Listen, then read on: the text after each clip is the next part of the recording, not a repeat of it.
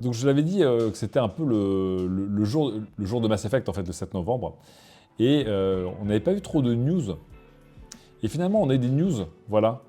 En mode, vous savez que tous les studios d'Electronic Arts sont en mode en ce moment, les gars, tout va bien, promis juré, vraiment, on y croit très fort, n'ayez pas crainte, voilà, on a été racheté, on est endetté jusqu'à la fin des jours, mais tout va bien. Bon, ok, très bien.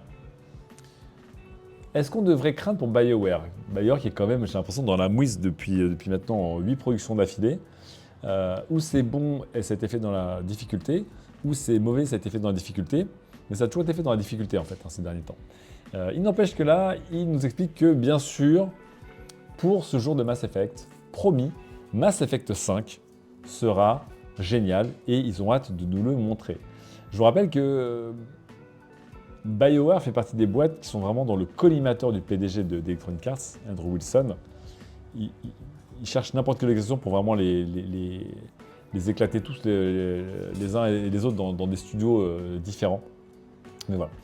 Donc comme ils vous le disent, non seulement Mass Effect 5 est bien en développement, mais toute l'équipe de BioWare est dessus. Il n'y a pas d'autres prods dessus, vraiment ils sont concentrés sur ce Mass Effect. Ok. Il y aura une série télé Mass Effect aussi? Ouais, tout à fait, il y aura une série télé Mass Effect aussi. Et puis, c'est important que, bien sûr, malgré le rachat de Electronic Arts, la maison mère de BioWare, par le beau-fils de Donald Trump et du fonds souverain saoudien, et bien, tous les studios d'Electronic Arts sont un peu obligés de rassurer un peu leur communauté pour dire TKT, il n'y a rien qui va changer. Donc, après The Sims, qui était un peu le jeu et la filiale d'Electronic Arts qui était la plus... un peu genre, qu'est-ce que vous allez faire maintenant que des homophobes sont littéralement vos patrons? Bah là, c'est un peu pareil, parce que BioWare, évidemment, Mass Effect, c'est pas The Sims. Mass Effect était connu notamment pour ses romances assez ouvertes, on va dire, d'esprit. Et voilà, ils disent, comme vous, nous avons entendu et vu les rumeurs ces derniers temps, vous nous avez quand même rappelé que vous étiez extrêmement... ça comptait beaucoup pour vous ce qui allait arriver chez BioWare et chez les autres studios d'Electronic Arts. Donc, on va remettre les points sur les i. Le prochain Mass Effect est en développement, voilà. Et évidemment, Electronic Arts et BioWare restent évidemment très investis pour continuer à exploiter cet univers.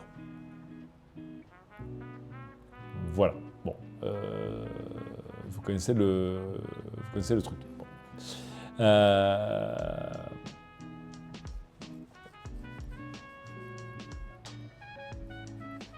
Ah, ils ont viré un truc aussi.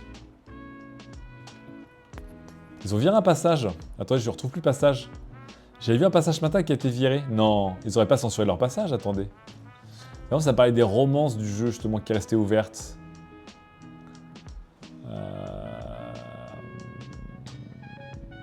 Ok, ça c'est ce qu'ils avaient dit pour rassurer les gens, genre tout va bien chez Electronic Arts, bien sûr, malgré les rachats.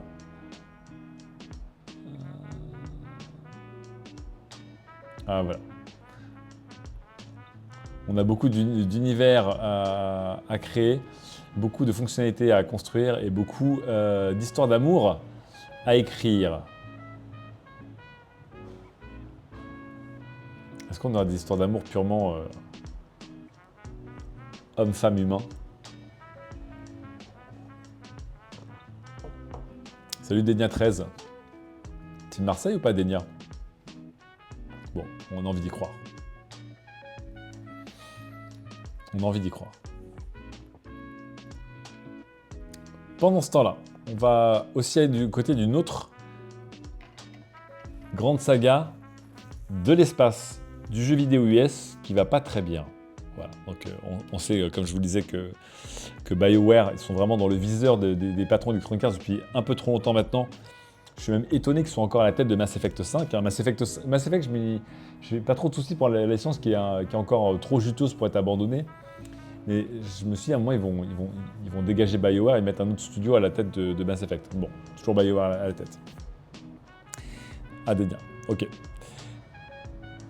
Et du coup, maintenant, on passe sur eh bien, une autre licence, en fait, qui a donné des nouvelles. et pas les meilleurs, puisque après Mass Effect, évidemment, si je vous cite une grande licence de l'espace du jeu vidéo américain, c'est évidemment Halo. Et 343 Industries vient d'annoncer une nouvelle mise à jour pour Halo Infinite, et c'est la dernière. Voilà, c'est la dernière. Et donc Halo Infinite, 4 petites années après sa sortie, va déjà tirer sa révérence et va rentrer en mode maintenance, signe d'un échec énorme autour du projet. Je vous rappelle que Halo Infinite devait sortir en 2020, qu'on avait vu le trailer, que c'était horrible, genre Xbox One tiers, qu'il est sorti avec un an de retard, qu'il a manqué plein de fonctionnalités, qu'ils ont promis plein de fonctionnalités, et que toutes les fonctionnalités ne sont pas arrivées à temps, et certaines n'arriveront du coup jamais, au hasard la campagne en coop, en écran splitté, et que, après avoir rêvé Halo en Game as a Service qui durait les 10 prochaines années, et bah au bout de 4 ans, bam, voilà. Allez. Donc, en prenant du recul sur les 4 années d'évolution et de mise à jour de Halo Infinite, nous voudrions remercier notre communauté pour votre soutien sans faille, bien sûr. Sans vos retours, votre enthousiasme, Halo Infinite, la version multijoueur de Halo Infinite, ne serait pas l'endroit spécial qu'il est aujourd'hui. Bon, bref. Je ne vous traduis même pas le bullshitox communautaire. Avec plusieurs titres Halo en développement, on a notamment parlé du remake de Halo 1, Combat Evolved, qui s'appelle Campaign Evolved, nous aurons besoin de toute notre équipe, enfin de tout le focus de toutes nos équipes, eh bien, pour vous livrer des nouvelles expériences avec la même passion et la même attention que notre communauté nous a donné et demandé. Bien que nous restons investis dans le soutien, on va dire, technique de Halo Infinite, dans le futur proche, Opération Infinite est notre dernière mise à jour de contenu majeur actuel. Voilà. À partir du 10 novembre, eh bien, Opération Infinite intégrera des contenus, on s'en bat les steaks, mais voilà. Ça veut dire que désormais, Halo, plus que jamais, est l'ombre de lui-même et que c'est le énième et peut-être le projet le plus ambitieux d'Halo, qui est aujourd'hui peut-être un des plus grands bids de l'histoire de Halo, puisque Halo Infinite devait relancer la licence Halo, devait accompagner la Xbox et d'être le fer de lance de la Xbox, des Xbox Series pour leur lancement. Il aura à peu près tout loupé. Voilà. Bonjour Willou. Il aura à peu près tout loupé. Hein. Même moi qui aime beaucoup Halo en solo et qui ai pas mal joué à Halo en multi, je me dis, depuis le premier trailer du jeu et depuis le premier report du jeu, tellement que le trailer faisait peur, j'ai l'impression qu'il n'y a rien qui va dans ce Halo Infinite en fait. La campagne solo était ok, mais tous les volets de la partie multi, comme le Forge ou le coop en écran splitté, n'étaient pas présents. Ils ont eu plus de temps à nous mettre vraiment des modes de jeu potables que de déjà nous commencer à nous vendre des armures et des cosmétiques. La communauté a répondu assez présente, mais Halo Infinite, je ne me rappelle plus des chiffres de vente. Compliqué de parler de chiffres de vente pour des jeux Xbox, mais la fréquentation d'Halo Infinite était ok tiers, mais je pense que c'était pas non plus la folie. Et on nous avait promis quand même des jeux qui allaient durer hyper longtemps. 4 ans après. Alors je sais pas si dans le chat, il y a des gens qui ont un peu suivi, un peu plus que moi, Halo Infinite ces dernières années. Parce que moi, comme tout le monde, j'y ai joué à sa sortie. J'ai un peu fait de multi, de deathmatch et de choses comme ça. Et après, comme beaucoup de gens, j'ai un peu abandonné, quoi, globalement. Je sais pas trop ce qu'il en était du suivi du jeu ces dernières années. Si c'était un peu à la... J'ai envie de dire à la hauteur. J'ai pas l'impression que c'était vraiment à la hauteur de ce qu'on aurait pu espérer, quoi. Et surtout, voilà. Ce qui était censé être le plus gros jeu de la Xbox, à mi-chemin de la vie de la Xbox, le jeu est abandonné, c'est vraiment... Il faudrait que je regarde un peu ce qui s'est fait. Bonjour Zul Calibur.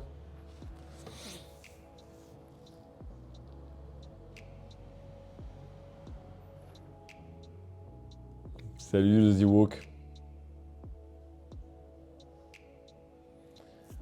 Donc là, bon, c'est tout le contenu qu'ils vont ajouter. Je peux pas vous dire si c'est bien ou pas, honnêtement, voilà. Je me demande qui dose encore régulièrement Halo dans cet océan de Game as a Service qui se battent pour votre attention quand même, mais bon, bref.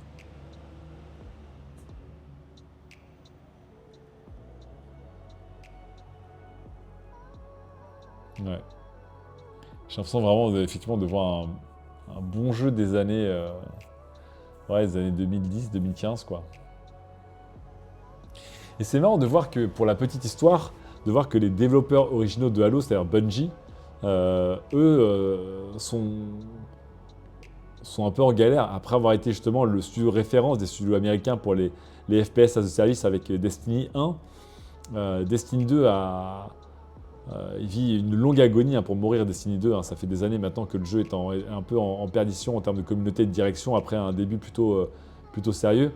Et puis on voit comment Marathon, en fait, Marathon, ils ont dû retourner à leurs petites études pour rebosser le jeu tellement qu'il n'a pas du tout donné envie lors de ses premières présentations. Et même si les dernières bêtas de Marathon sont plus encourageantes, quand on voit que le PDG de Bungie a quitté la boîte et que le développeur lui-même acheté à prix d'or par Sony PlayStation est désormais un peu démantelé entre différentes autres parties des studios PlayStation. Bon, c'est marrant, c'est toute une époque quand même, l'époque Bungie Halo. Et ni Bungie ni Halo n'a bien vieilli, j'ai l'impression, ces dernières années. Voilà. La plupart des anciens de Bungie ont quitté le navire. Ouais. Mais le PDG, c'est quand même un point fort. Hein. Voilà. Donc, la roadmap, désormais, de Halo, ce sera ça. Il y aura une rotation de challenge quotidien et hebdomadaire. Et il y aura des saisons classées. Et voilà.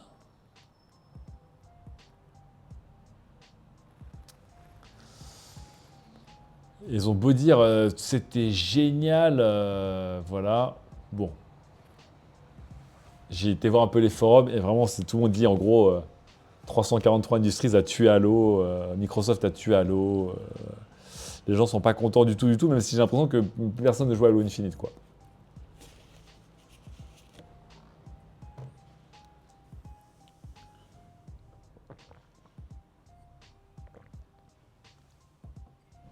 Captain J. Sparrow qui pose la question. En vrai, qui aime Halo à part les nostalgiques? C'est vrai.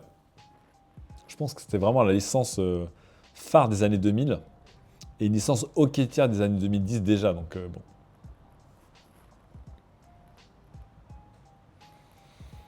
Allez, on va passer à un autre Game as a Service qui, lui, se porte un peu mieux. Elden Ring, ce coup-ci. Attends, je vous ai pas mis le lien vers Halo. Attends, je vous remets un lien vers le blog autour de Halo. Voilà.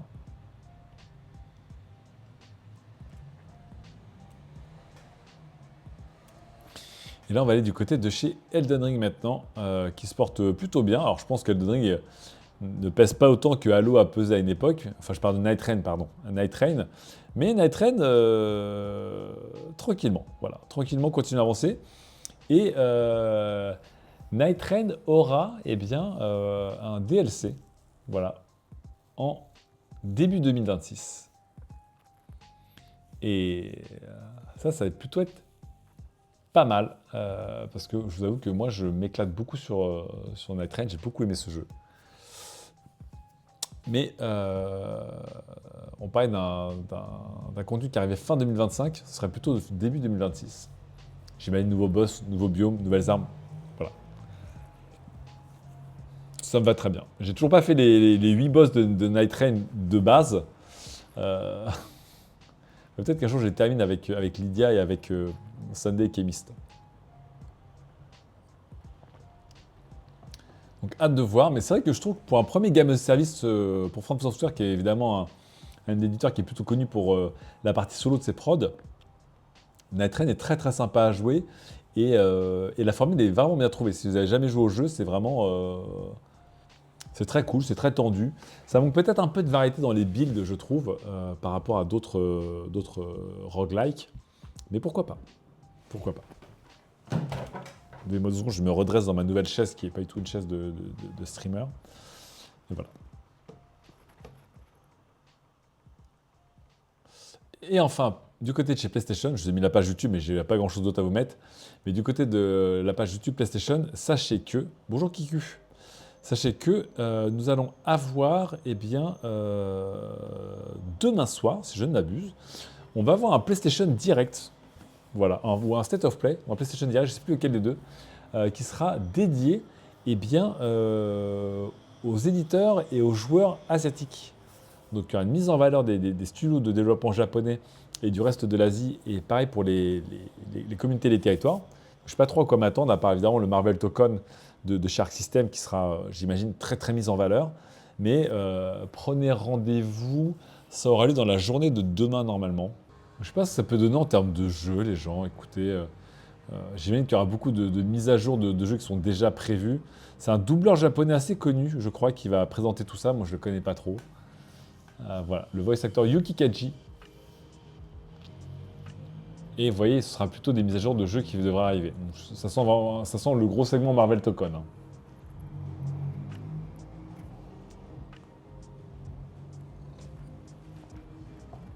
Ça n'existe pas un PlayStation Direct. Oui, je confonds toujours. Attendez, c'est quoi?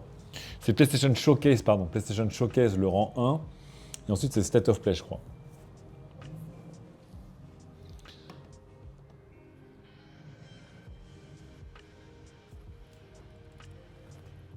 Hop, je redresse un peu mon ordinateur.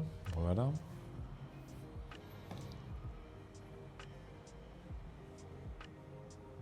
Il y a quoi d'autre comme jeu qui pourrait être en développement en ce moment du côté des studios japonais tierce partie ils parlent pas que des studios japonais quand même, mais ouais, des jeux créés au Japon et dans le reste de l'Asie. Donc on a quoi de gros trucs qui arrivent en studio first person, first party PlayStation. Je sais pas s'il y a un gros programme du côté des studios asiatiques. Il en reste plus beaucoup en vrai. Et en studio tiers, encore une fois, par le Marvel Token, qui est une exclusivité PlayStation fait par un studio tiers, je sais pas trop ce qu'on a qui pourrait arriver, qui pourrait être annoncé ou dont on pourrait avoir des nouvelles dans cette conférence. Mais c'est vrai que si c'est assez pour en faire une émission spéciale le 11 novembre, j'imagine qu'il y aura comme 2-3 nouvelles un peu sexy.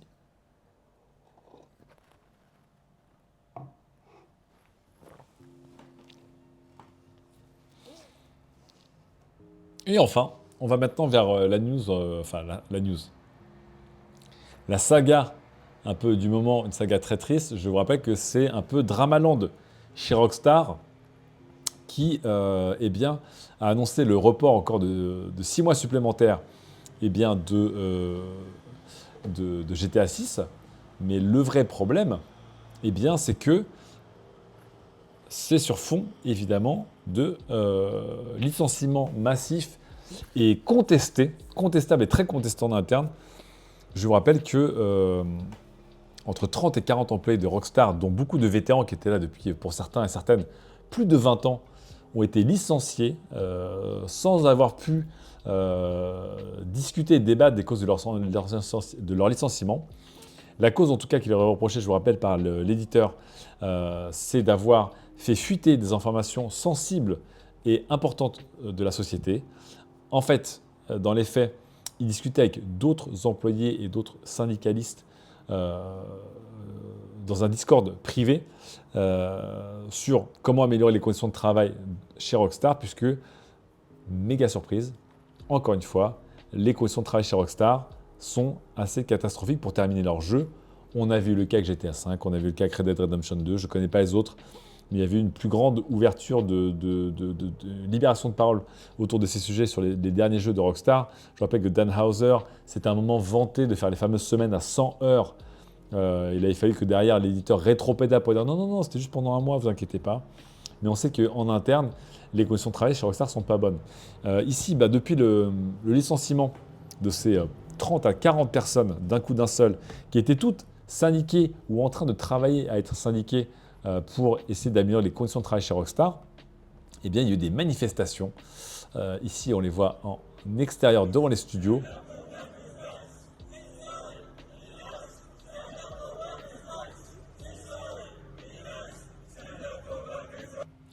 Et on a vu aussi des prises de parole sur des forums, notamment, avec un employé de chez Rockstar dont l'identité a été vérifié et validé par les modérateurs de ce forum en privé et qui explique que eh bien, le moral en interne est vraiment dans les chaussettes puisque tout le monde travaille dur sur un jeu qui n'arrête pas d'être reporté, qui a encore une fois un paquebot à manœuvrer et puis un monstre à accoucher et que derrière, les personnes qui essaient d'améliorer les conditions, on a vu, se sont toutes fait virer dans une sorte d'énorme coup de pression. Je pense que ça ne va pas se terminer comme ça, qu'il va y avoir des anciens employés qui vont évidemment déposer plainte, puisque les employés qui ont été virés, beaucoup disent qu'ils ont été virés du jour au lendemain, sans qu'on leur donne les raisons précises, sans capacité à rencontrer les RH et à discuter de ce qu'ils leur auraient reproché précisément, sans pouvoir se défendre notamment. Et évidemment, c'est un coup de pression qui intervient à un moment de prise de parole, évidemment, de Rockstar. Voilà. Il faut un GTA, les mecs aussi, c'est pas Pokémon. Et alors, Joseph, je pense que pour un éditeur qui dégage des milliards et des milliards de dollars de bénéfices, tu peux mieux gérer tes troupes, c'est-à-dire les payer mieux ou engager plus de personnes pour terminer ton jeu. Puisque ici, une fois encore, les sujets de discussion principaux étaient le crunch. Donc le crunch, je vous rappelle, ce sont des heures supplémentaires massives et non payées, les salaires et la rigidité des conditions de travail imposées par Rockstar.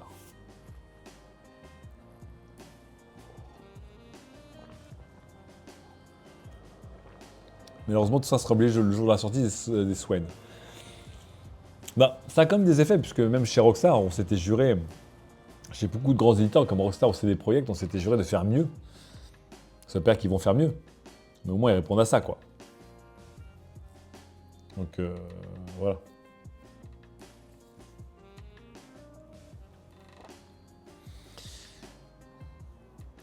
Je vous rappelle que GTA 5 Online, c'est quelque chose comme, je ne sais plus combien de centaines de millions de dollars par an. C'est un délire, quoi. David Vincent qui dit bonjour, en gros, il faut un fixe, c'est horaire à fond. Ils ont un fixe, c'est horaire à fond. On ne connaît pas les conditions exactes de travail. Pour avoir discuté avec une personne qui a longtemps travaillé chez Rockstar, les gens sont très très bien payés, globalement. Enfin, certains postes en tout cas sont très très bien payés. Je ne vais pas dire tous, mais certains postes sont très très bien payés.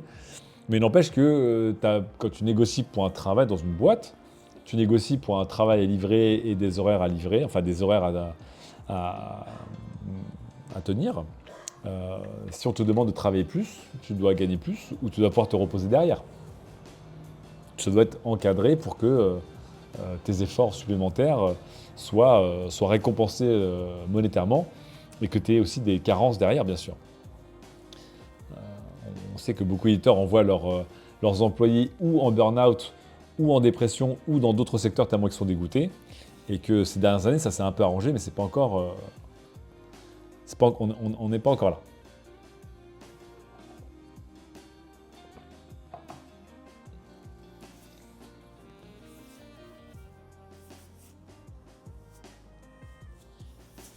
Je comprends pas pourquoi les gens bossent plus. Mon boss me dit boss samedi gratos, t'es caté, tu me vois pas. Parce que Captain J. Sparrow, encore une fois, c'est pour ça que je vous rappelle que dans ces grosses boîtes, on essaie justement d'empêcher les syndicats de se mettre en place. Parce que dès que les travailleurs et les travailleuses vont s'unir pour négocier de manière collective des meilleures conditions de travail, le patronat, ça va le faire chier.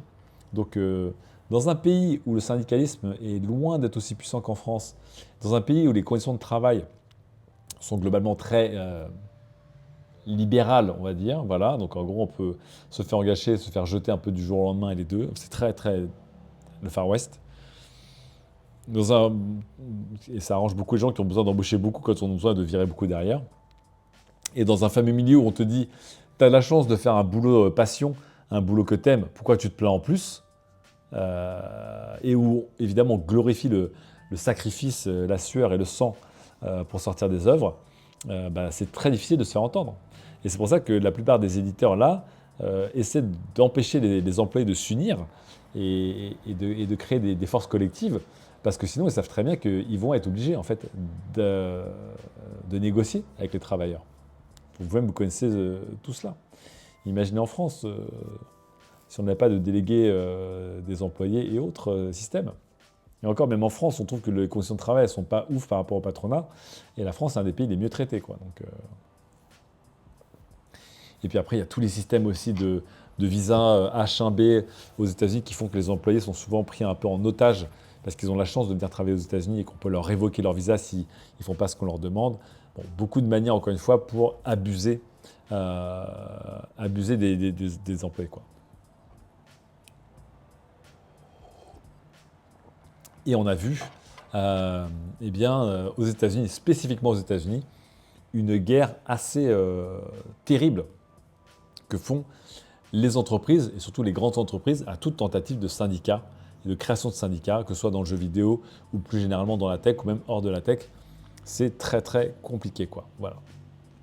Sauf que là, c'est au UK, dit Björn Borg. Oui, mais le Royaume-Uni est également un pays où comment dire, les conditions, les droits de travail, c'est pas la France. Voilà. Et pareil, les notions de syndicat, en France, c'est quelque chose qui est complètement accepté et dans le droit du travail, d'avoir des syndicats et des employés syndiqués et des délégués du personnel, etc. Au Royaume-Uni, c'est pas aussi jojo, quoi. Et au Royaume-Uni, tu peux te faire, effectivement, il y a une libéralisation et dérégularisation du travail qui fait que tu peux te faire engager, mais aussi virer très très vite et très très fortement par rapport à la France.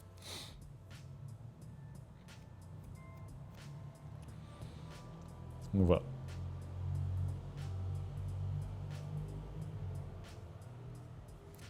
PFAS partout qui dit il y a plusieurs MOOC qui ont fuité de chez Amazon, ça expliquait clairement au manager comment détecter qu'il y a un mouvement syndical en formation. Ouais, mais il y a même eu on a même vu chez Amazon il y a même eu chez Amazon comment dire, des campagnes du patronat qui affichaient eux-mêmes des affiches et qui distribuaient des flyers pour expliquer aux employés comment les syndicats c'était pas bien, quoi. Donc vraiment, on s'en cache pas, quoi. Beyond Board, je pensais que la syndication au Royaume-Uni c'était mieux que les US. Alors je sais pas si c'est mieux ou moins bien, je pense que c'est un peu mieux, mais c'est pas la France, pas du tout comme la France, quoi.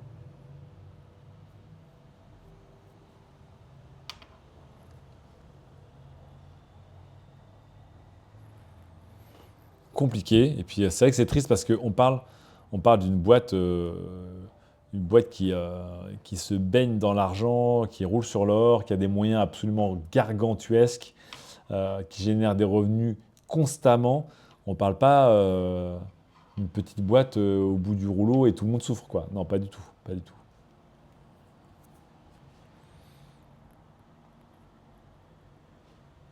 Bon, ici, les manifestations continuent du côté des bureaux à Londres.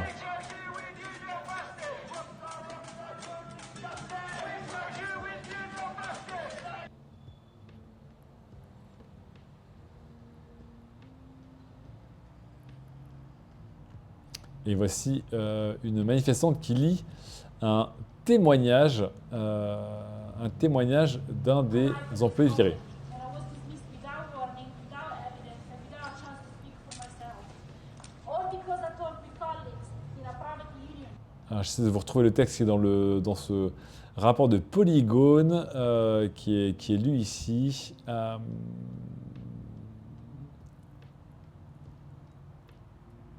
C'était écrit quelque part. Bref. C'est un peu la crise chez Rockstar là, mais effectivement, comme d'habitude, derrière, le jeu va sortir et la hype va à peu près tout engloutir.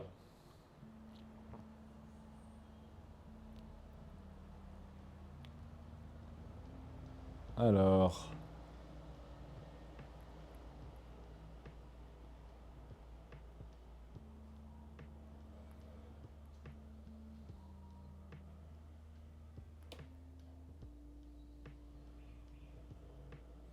J'arrive plus à trouver où c'était ouais, ce petit message qu'elle a lu. Justement de cet employé qui a été viré sans avoir l'occasion de se défendre ou même de discuter avec les RH.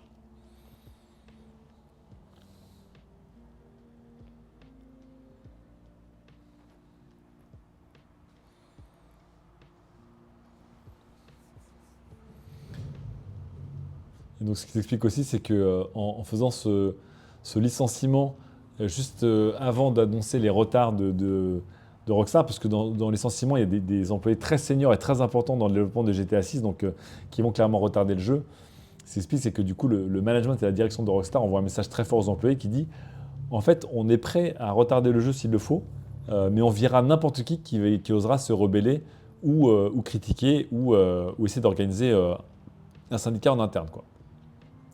Ce qui est un message évidemment d'une violence très très très très très très rare, je trouve. C'est vraiment assez fou, quoi.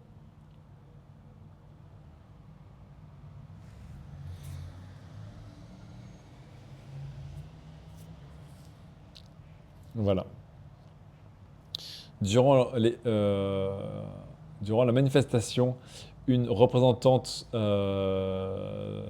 donc, du syndicat des travailleurs indépendants du Royaume-Uni a lu dans un mégaphone les citations d'un ex-employé de Rockstar qui dit que cette personne a été virée sans aucun avertissement, sans aucune preuve ou sans aucune chance de se défendre et de parler. Voilà.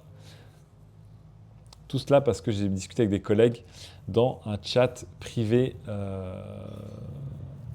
syndicaliste de Rockstar. Nous n'avons rien fait fuiter ou nous n'avons pas du tout tenté de blesser l'entreprise. Nous essayons de comprendre notre lieu de travail et c'est de l'améliorer. C'est quel Rockstar au développement de GTA 6 dit Swen? C'est Rockstar North à chaque fois, hein, je crois.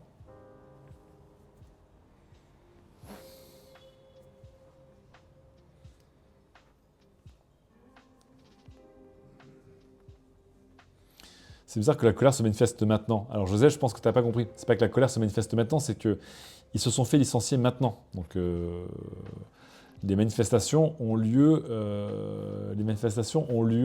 suite au licenciement de plus de 30 employés de Rockstar, dont beaucoup de seniors, le tout manu militari, sans même respecter un minimum de protocole. Donc Joseph, si tu penses que c'est une machination des méchants employés qui veulent négocier des augmentations, sache que les employés de Rockstar veulent l'amélioration de leurs conditions de travail depuis maintenant un sacré bout de temps et pas que la sortie de GTA 6. Voilà. Je pense que Joseph 256 n'est pas un gars du MEDEF déguisé. Donc là, voilà, je vous rappelle que tout ça a lieu en manifestation au licenciement et pas à la sortie ou au décalage de GTA 6. Mais le timing est effectivement très très parlant.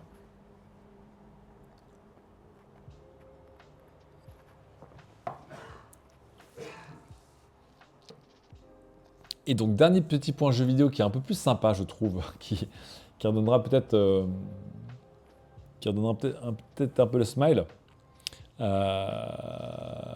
Il paraît que l'expérience Fortnite de Daft Punk est absolument incroyable. Où est-ce qu'elle est, je vais la refaire.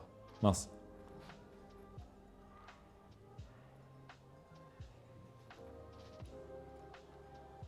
Dans Fortnite, il y a une expérience Daft Punk qui dure 3 quarts d'heure, là, qui a été lancée il y a quelques jours. Et il paraît qu'elle est absolument dingue. Je ne sais pas si je peux la voir ici. Dans l'expérience Fortnite. Non, tant pis.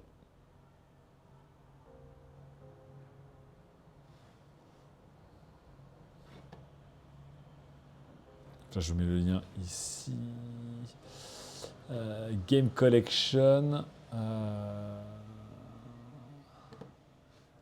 C'est dans les news. Alors, je vous avais parlé de la news autour des Simpsons, avec la saison des Simpsons qui était vraiment très très drôle. Voilà.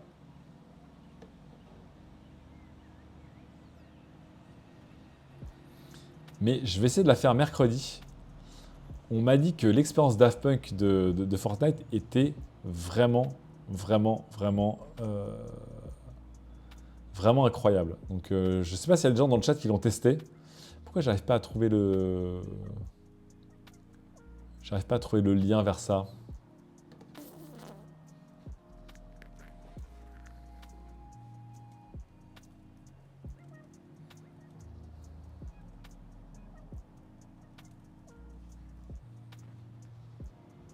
Ouais, Daft Punk Experience pas épique. Merci beaucoup.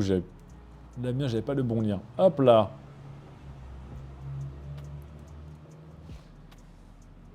Donc ça, c'est sorti il y a peu de temps. Il paraît que c'est absolument extraordinaire. C'est 3 quarts d'heure à peu près de trip. Il paraît que c'était vachement bien taffé par l'équipe de Daft Punk et de l'autre côté par Epic Games. Euh, L'intro, du coup, est devenu le clip d'une des chansons de Daft Punk, de Random Access Memories, je sais plus laquelle. Et visuellement, c'est un truc de taré, quoi, en gros. Bref, j'ai trop envie de la faire et peut-être que je vais la faire mercredi, en fait. Peut-être la faire mercredi parce que ça a l'air d'être un peu fou comme système. Et moi qui étais en mode je m'en fous, hein, globalement, euh, bah, vu les retours, j'ai vraiment vraiment envie d'essayer quoi. Daft Punk c'est pas fini. Alors ce qui est intéressant c'est que Daft Punk en soi c'est pas fini. C'est-à-dire qu'en fait le duo derrière Daft Punk ils ont annoncé qu'il n'y aurait plus de comment dire de tiens on va regarder Fonfon. Il n'y aurait plus de nouveaux albums autour de Daft Punk, mais qu'ils allaient continuer eh bien, à faire sortir des nouvelles archives, sortir du merch, sortir des collaborations, etc. Mais le duo Daft Punk, lui, ne sortira plus de nouveaux albums, en tout cas. Et il paraît que musicalement, c'est un peu dingo. Et vous voyez, on passe un peu dans tous les univers, donc là, l'univers Lego et tout, quoi. À 40 degrés, il dit Money call money. Bah écoute, c'est une expérience qui est gratos, donc je pense que en tant que cash grab, c'est pas non plus gigantesque, hein, puisque Fortnite est gratuit et que l'expérience Daft Punk dans Fortnite, elle est gratos. Donc j'ai envie de dire, c'est plutôt faire. C'est plutôt faire. Lui qui dit c'est un vrai fan, ça va te plaire. Ouais, ouais ça a l'air d'être très très drôle.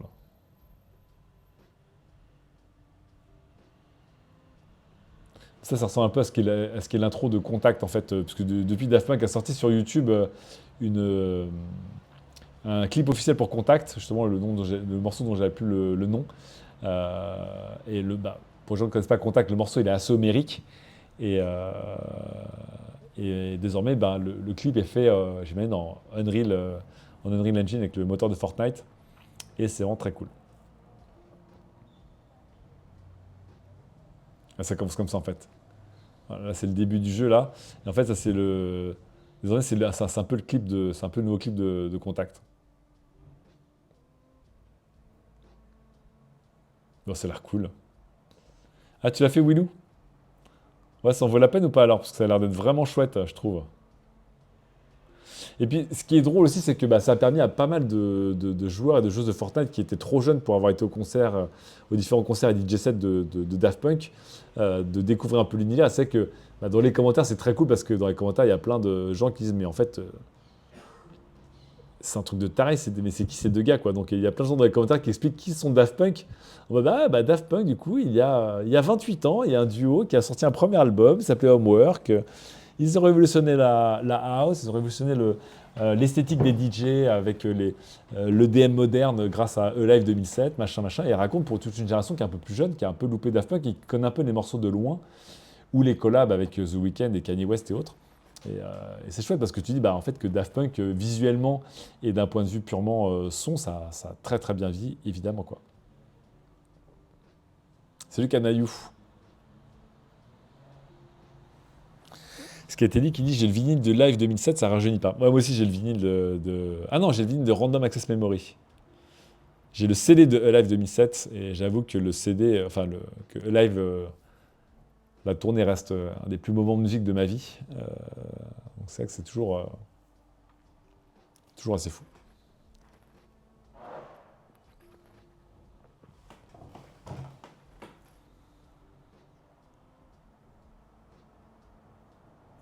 Et c'est vrai que je trouve ça chouette que pour un duo qui disent en fait on arrête, en fait Daft Punk ne produira plus jamais de nouvelles choses, ils continuent à régaler. Et je sais pas si vous avez déjà été sur comment dire, la chaîne YouTube de Daft Punk, mais en fait ils publient masse de choses depuis quelques années, hein. C'est vraiment très cool. Hein. YouTube dans YouTube, bien joué la mur.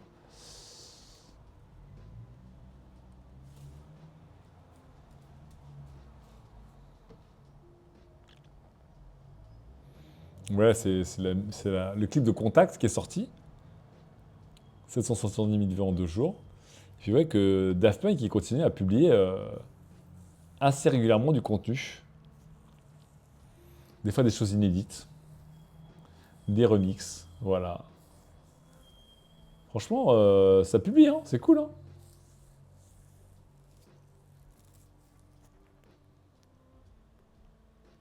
Ah, qu'est-ce que je donnerais pas pour retourner à leur concert. Il y a tellement de gens aussi qui, comment dire, il y a tellement de gens aussi dans les commentaires qui disent, mais en fait, moi, Daft Punk, que j'étais hyper jeune quand j'ai découvert Daft Punk, j'étais fan, et aujourd'hui, maintenant que je suis adulte, en fait, je suis dégoûté parce que je peux pas aller les voir en concert parce qu'ils sont plus en concert, Daft Punk. Ils ont pris leur retraite, donc je suis un peu triste. Mais donc, c'est marrant parce que. Malheureusement, vous avez raison. Daft Punk s'est séparé Tais-toi, en 2008. toi, putain. Je trouve ça assez fou de se dire qu'ils ont touché autant de monde dans le monde et autant de générations en même temps. Alexandre qui est trop déçu aussi. Ouais. Est-ce que dans le chat, il y a des gens qui auraient voulu aller voir Daft Punk en live mais qui n'ont pas eu l'occasion de voir Daft Punk en live?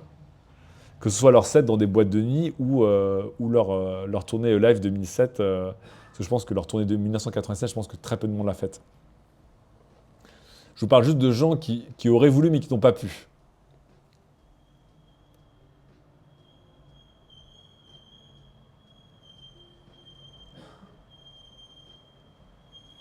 Clara Jacob qui les a vus au bain. Ouais, moi, je les ai vus au Rex. Au Grand Rex. Enfin, au Rex.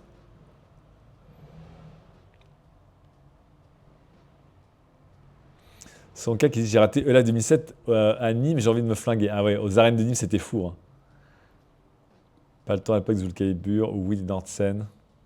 Skaty, j'ai le vinyle, mais pas la présence. Faraken qui j'aurais trop aimé, mais j'ai pas eu de place pour la tournée de l'époque. FXNO qui dit genre, je porte encore le t-shirt pour dormir. Je pense que tu parles de Bercy 2007 et pas 2017. Iranien qui dit j'ai 29 ans et ouais, je suis dégoûté. Ouais, c'est fou, moi j'aurais pu les louper. Et, je le dis souvent, c'est un pote qui est fan de Daft Punk, qui est spécialiste de Daft Punk, qui m'a dit vraiment, faut que tu viennes. Je pense que tu te rends pas compte à quel point ça va être génial. Et moi j'étais un peu en mode, ouais, le dernier album qui était donc Human After All, j'avais pas aimé. Et donc j'étais moyen chaud et je suis ressorti quasiment en larmes de Bercy, quoi. C'était ouf. Les Galaboons qui dit les places pour Bercy Live 2007 étaient vendues en moins de 10 minutes. Bah, j'ai eu de la chance d'avoir des amis super qui m'ont trouvé une place. C'est Mister Yugis. Kartigay qui dit jouer en vrai. Oui, et puis surtout, ce qui était intéressant, c'est que Daft Punk ne jouait pas de vinyle. En fait, c'était parmi les premiers et les seuls à avoir à l'époque mélangé prod en direct et performance. Donc, c'est eux qui ont un peu lancé l'âge d'or de Ableton Live et de toute cette époque où les DJ devenaient producteurs et les producteurs devenaient performeurs en live sur scène. Donc, à l'époque, avec l'interface révolutionnaire d'Ableton Live de l'époque et leurs interfaces sur mesure et tout, c'était un peu fou ce qu'ils faisaient. Mais ça restait vrai que du coup leur set était fixe. Hein, c'était les mêmes chansons, les mêmes enchaînements et tout, mais ouais, ils le faisaient en live. C'était assez fou. C'était clairement très très loin des 4 platines et une table de mixage. Quoi.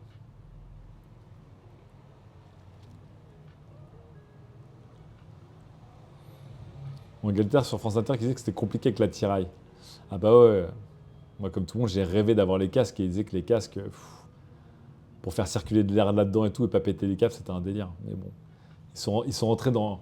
Après, ils sont rentrés dans l'histoire parce qu'ils sont devenus tellement iconiques et tellement intemporels avec leur tête de robot que c'est ça qui est génial, c'est que Daft Punk aujourd'hui, tu montres à des gens un clip ou un son de Daft Punk, il n'a pas pris une ride parce que, encore une fois, parce que leurs personnes n'ont pas pris une ride aussi, ça joue beaucoup. Hein. Ça, c'est assez dingo, je trouve. Je trouve ça un gros tour de force. Gros tour de force. Salut Weddell. Ça m'aurait fait kiffer à l'époque, mais je préfère les voir en VR comme le truc qu'Apple a fait pour Metallica.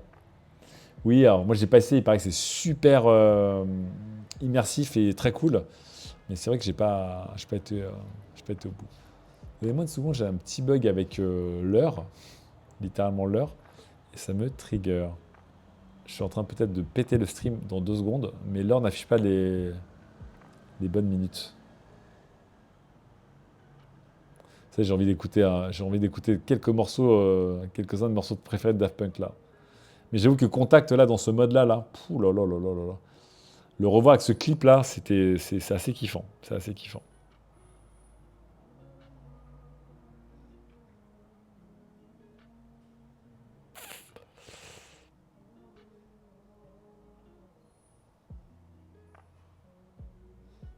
Bon, ça marche pas mon truc. Je vais pas faire le con.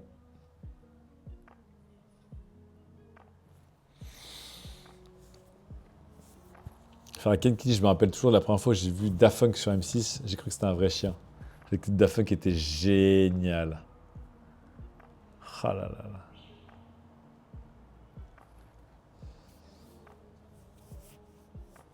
J'ai un pote qui bosse chez Epic Games qui m'a dit de faire cette expérience Daft Punk du coup et qui me racontait que Daft Punk avait demandé à Epic de bien citer que ce n'était pas une annonce de leur réunification. Ouais, bah de toute façon, dès que Daft Punk annonce, enfin montre du nouveau contenu sur notamment leur chaîne YouTube, tout le monde a l'impression que Daft Punk est de retour. Mais en fait, eux, ils sont là. Les gars, c'est finito quoi. C'est fini. Il faut se faire il faut se faire une raison.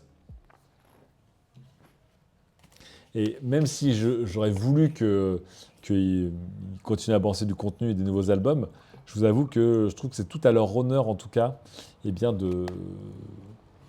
d'avoir dit stop au moment où ils avaient envie de dire stop et de dire bon, en fait, nous, on a fait le tour, on a envie de faire des trucs différents, chacun de nos côtés et tout, quoi.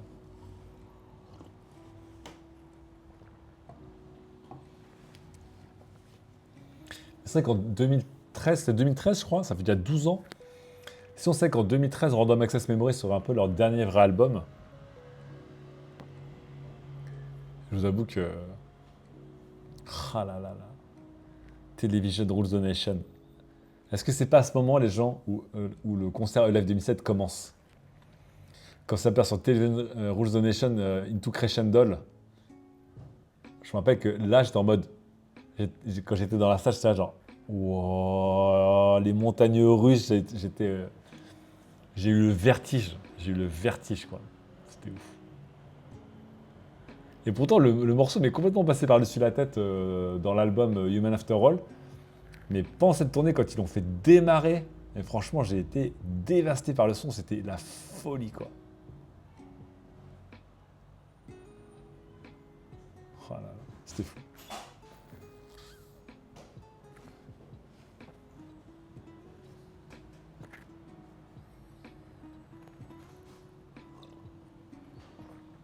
C'est Justice qui a pris un peu la relève d'Illegal Bounce. Oui, il y avait ce côté duo électro avec un univers fort, mais je pense que Justice, c'est quand même pas le même level. Mais je vois ce que tu veux dire. Ma man en 53 de regarder le clip Around the World. Voilà, Michel Gondry, hein.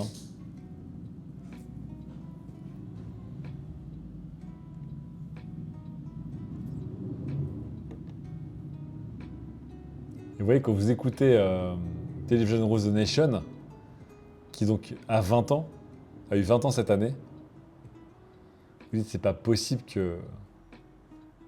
C'est pas possible que ce soit toujours aussi moderne.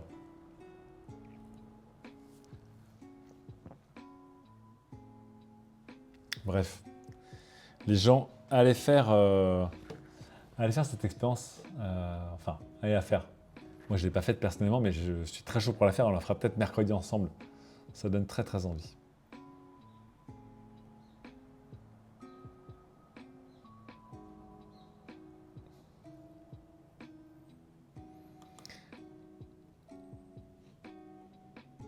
Alors, on va pas faire de tech aujourd'hui parce qu'en vrai, on va pas faire de tech aujourd'hui. On a fait vendredi. J'ai un petit point culture et puis après on fera un peu de sac. Et il paraît que l'expérience Simpson est très cool. Oui, on en a parlé vendredi. Non, mercredi, on en a parlé mercredi, mais l'expérience Simpson, notamment l'idée que tout le monde se pose dans le canapé de la maison des Simpsons et que c'est devenu une sorte de zone de non-agression juste pour faire des photos, c'est quand même très très drôle, ouais, j'avoue, très très cool.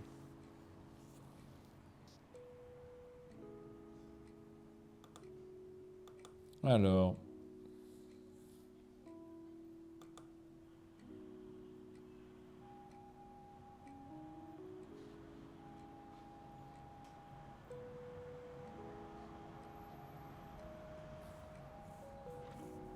Alors, premier point, un peu pour la culture. Attention, le camoulox. Oh, attends, il y a le chat qui a sauté un peu partout.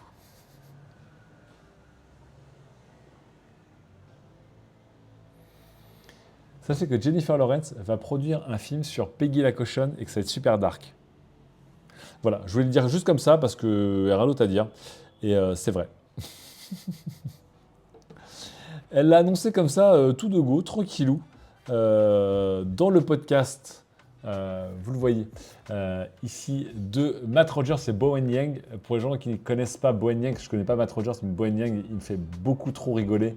C'est un des auteurs et comédiens du Saturday Night Live et je pense que c'est des meilleurs recrues de ces dernières années. Bref, ils ont leur... Ça va les petits chats? Ils ont leur petit podcast et dedans, Jennifer Lawrence explique qu'elle va produire avec une autre superstar, d'ailleurs je ne sais plus qui c'est, une adaptation en film de Peggy la cochonne et que ça va être super dark. Ok. Vous allez voir. Je vous retrouve le truc. Mais croyez en vos rêves. Hein. Je pense que les gens se sont dit Barbie c'est fait, bon on peut tout faire. Si Barbie c'est fait, on peut le faire.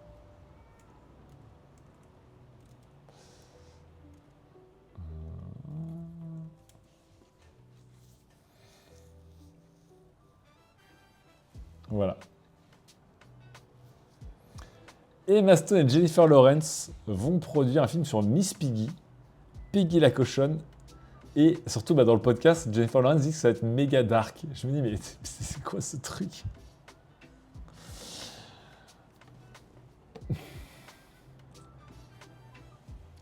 Le scénario sera confié à Cole Escola, je ne sais pas qui c'est. Et vous allez voir.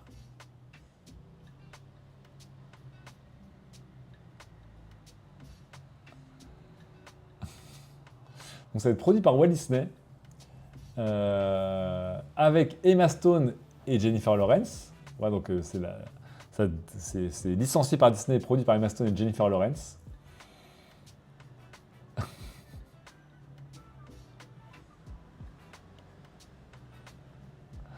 Je me dis, attends, où est-ce que c'est écrit que c'est super dark? Je sais plus où elle écrit. Mais bon. Vicaster qui dit, il y a bien le canard cringe de Marvel, alors pourquoi pas Miss Peggy? Oui, mais je trouve ça marrant, le camelox de dire Jennifer Lawrence et Emma Stone produisent le film de Peggy la cochonne. Il y a un camelox que je trouve assez génial, quoi. Bref, voilà. Donc elle a annoncé dans le podcast ici, Las Culturistas. Salut Xobar. Ensuite, là, je parle pour vous, les fans des années 2000. Si je vous dis film d'aventure et années 2000, vous me dites forcément Rachel Weisz. Merci le Plux Deluxe pour ton abonnement de niveau 1. Merci beaucoup pour le soutien, pour le sub. Merci. Je crois que grâce à toi, on passe à la barre des 50 sur 100. Brendan Fraser, la momie, bien sûr, la momie. Eh bien, sachez que... Donc, vous savez que Brendan Fraser, qui est passé par une phase terrible, hein, il était... Après Tarzan et la momie, il était parti pour être le nouveau action hero d'Hollywood. Belle gueule, mec adorable, bref, il a tout pour lui. Et puis dépression, victime d'une agression sexuelle, blacklisté, je crois, parce qu'il a dénoncé cette agression sexuelle. Il a traversé un désert monstrueux, quoi, avec une descente aux enfers assez terrible. Et il est revenu, en fait, ces dernières années, hein, revenu en grâce, un peu comme Matthew McConaughey, quoi, une renaissance de Brendan Fraser, avec plein de super films, de super rôles. Notamment, je crois que c'est La Baleine, je crois qu'il a remis dedans avec un rôle à Oscar et tout. Et Brendan Fraser est revenu. Voilà, il est revenu complètement. Et là, ce qui est fou, c'est que pour les amoureux comme moi des films d'aventure des années 2000, on aurait, eh bien, un retour de la momie avec Brendan Fraser et Rachel Weisz dans les rôles principaux. Et ça me rend super enthousiaste. Voilà. Je Je suis trop. Enfin, j'ai l'impression que c'est une sorte de retour aux sources, puisque vraiment, la momie, Tarzan, Georges de la Jungle et tout, c'était un peu le. Enfin, surtout la momie, je pense, c'était un peu le pic de la carrière de Brendan Fraser. On pensait que c'était que le début, mais c'était le pic. Et savoir qu'ils vont refaire un truc ensemble presque 30 ans plus tard, voilà, ça me fait plaisir. Je pense que ça va être très série B comme d'hab, hein, mais bon, c'est pas comme si La Momie était un film à Oscar, mais bon, bref.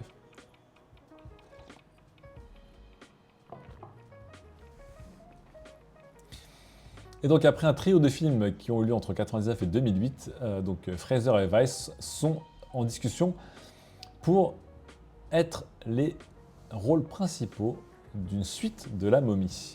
Voilà.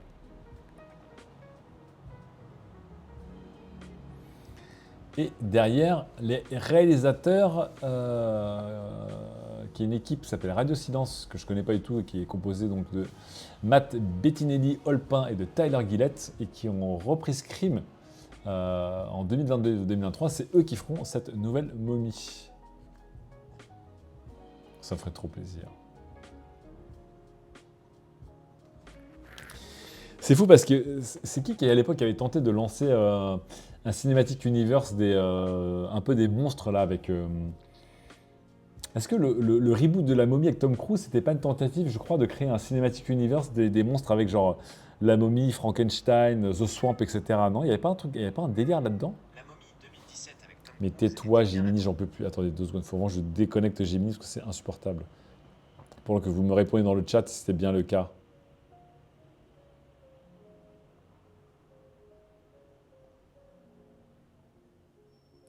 J'en peux plus que Gemini me parle à chaque fois que j'ai la montre un peu trop près de la bouche.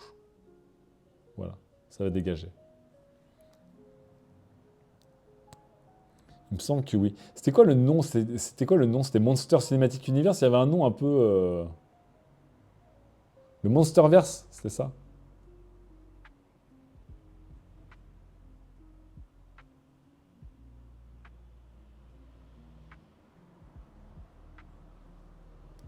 Je sais pas comment je peux virer le truc. Le Monsterverse.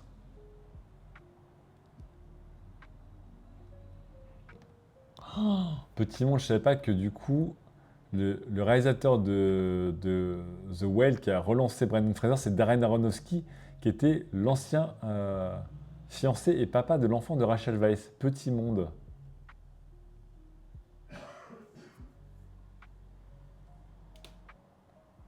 Bon. Signez-moi pour regarder cette nouvelle momie, quoi. Attendez, non, Monster, c'est Godzilla, etc.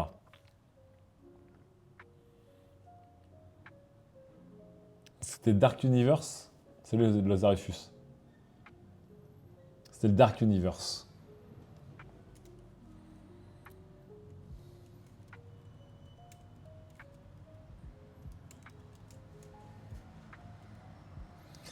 Le Dark Universe était un projet de franchise cinématographique de films américains produit par Universal Pictures qui devait mettre en scène les personnages de la célèbre série de films d'horreur du studio Universal Monster. Présenté comme un univers cinématographique similaire à celui de Marvel, les personnages devaient chacun bénéficier d'un film unique, mais auraient pu apparaître dans d'autres films de la série, voire tous être regroupés. Oh, à cette époque où tout le monde a voulu lancer son cinématique universe. Oh là là, heureusement que tout n'a pas marché. Hein. La franchise devait être lancée avec Dracula Untold de Gary Shore, mais le producteur Alex Kurtzman décida de ne pas l'inclure malgré les brutaux au box-office. La franchise est finalement lancée en 2007, c'est bien ça, avec le film La Momie d'Alex Kurtzman. Et par suite de l'échec critique commercial du film, la franchise fut mise de côté pour changer de stratégie avant d'être définitivement annulée par studio en début 2019. C'est pas plus mal. C'est pas plus mal, les gens.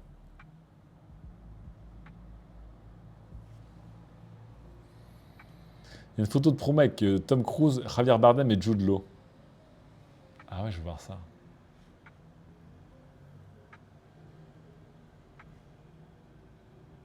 Ah là là là là là là. Russell Crowe, Tom Cruise, Johnny Depp, Sofia Boutella, Javier Bardem. Ah, je suis content que ce soit pas arrivé quand même. Hein. On est combien de cinématiques univers qui ont tenté d'être lancés entre le MCU, le DCU, le Monster Universe, le Dark Universe? On avait quoi d'autre qui a tenté d'être lancé pour nous vendre des films Que le quoi.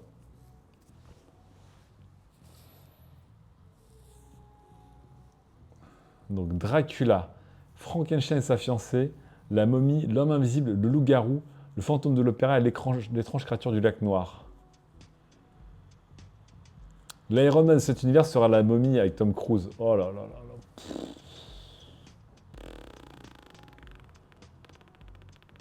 là. Annoncer un tel univers alors que le premier film n'est même pas encore sorti est un bon gage quant à la qualité de ce dernier. Je sais pas si vous avez vu la momie avec Tom Cruise et Sofia Boutella, c'était triste. Hein. C'était très très triste.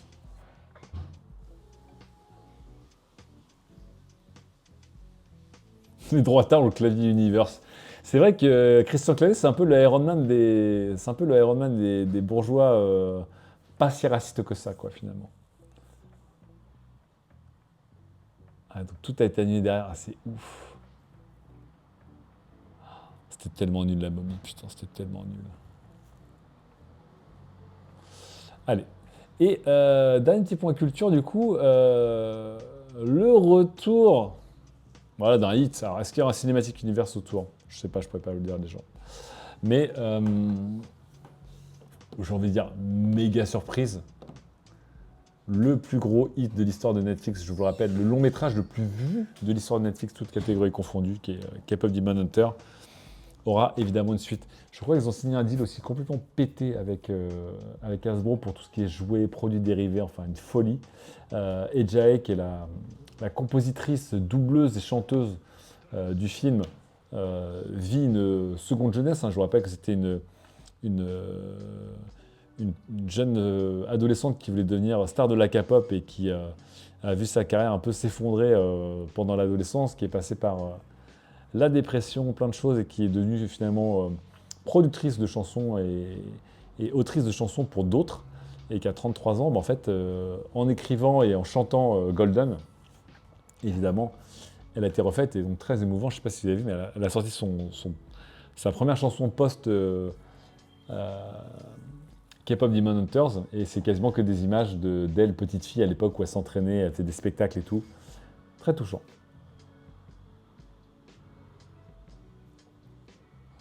Flux Catastrophe qui dit sur la momie, c'est qu'il y a un trailer qui est sorti, une partie des effets spéciaux était absent. Oui, je me rappelle. Très très drôle. Grosse fuite très très drôle.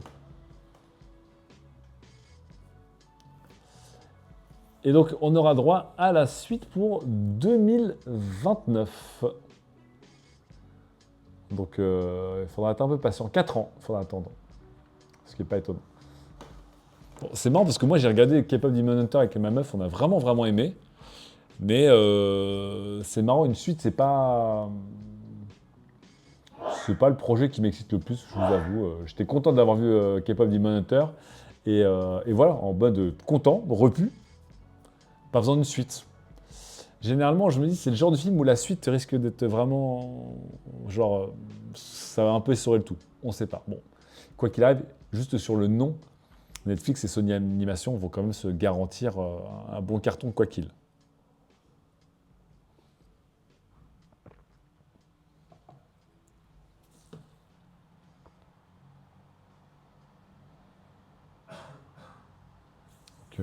Je savais pas qu'ils avaient ressorti une deuxième fois le film en salle, tellement ça a cartonné. Ouais. Et juste la version karaoké du film qui est ressortie en salle pendant un week-end en août a rapporté 18 millions de dollars en un week-end pour un film qui est sorti sur Netflix. C'est fou quand même. Hein.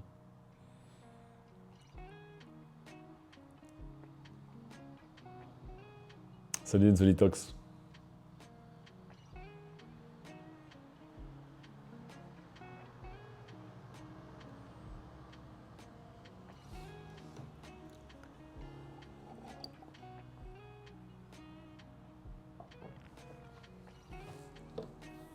Bon à savoir tout ça. Alors vous êtes team quoi les gens? Vous êtes team... Je fais un petit sondage dans le chat, on est team quoi? Est-ce qu'on est team K-pop Demon Hunter? Est-ce qu'on est team La Momie? Ou est-ce qu'on est team Peggy la cochonne, version Jennifer Lawrence et Emma Stone? Attends, on va faire ça.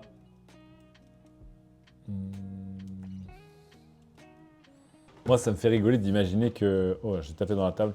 Ça me fait rigoler d'imaginer que Emma Stone, qui n'est pas la dernière à faire des trucs un peu chelous en ce moment, justement, et Jennifer Lawrence vont faire un film Peggy la cochonne. Ça me fait personnellement beaucoup rire. Donnez-moi 2 secondes. Vous avez toujours le son. Moi, j'aurais plus le son, malheureusement, mais il faut que je branche. Parce que j'ai oublié de brancher un truc. Hop. Ah, les 2 tiers sont en mode Peggy la cochonne. On reconnaît les codes voisseurs. Bravo, bravo. Devant la momie, devant Capable Demon Hunter 2. Vous n'êtes pas très Capable Demon Hunter 2. Hein. Bon, bref. Allez, on passe maintenant à la mode, les gens, avec quelques sacs, quelques chaussures. Ça va.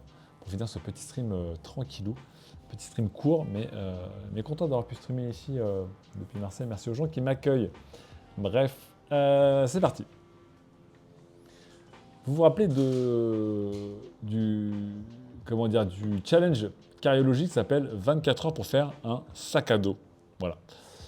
Il y a eu pas mal d'épisodes. Il y en a un qui a un peu marqué du monde, qui était le 24 heures pour faire un sac à dos chez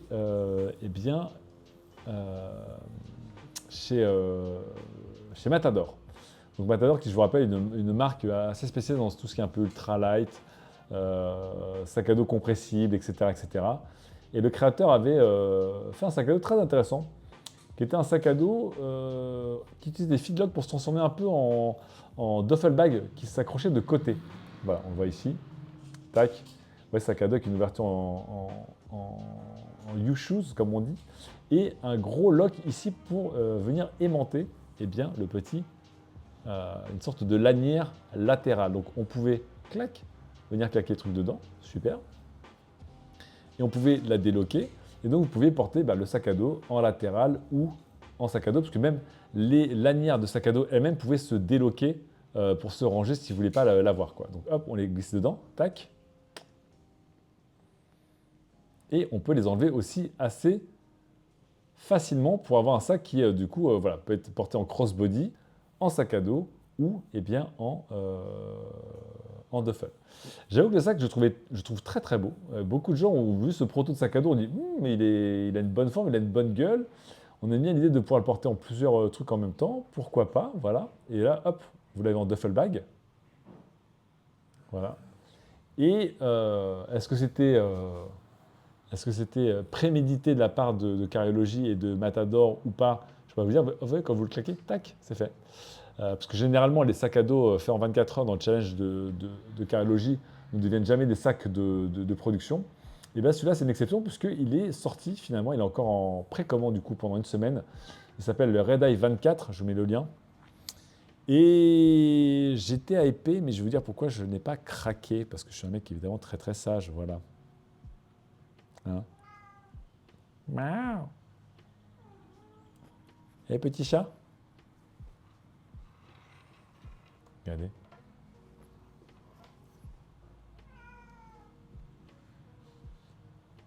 On fait une pause chat ou pas? Coucou les chats. Ah! J'ai un chat qui passe derrière mon écran là.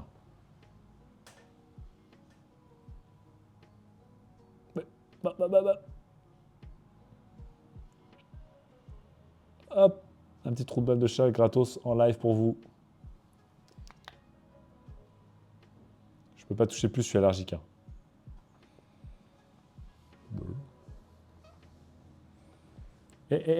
Non, tu peux venir. Attends, tu peux pas venir. Non, tu peux pas venir sur moi. Tu peux pas venir sur moi.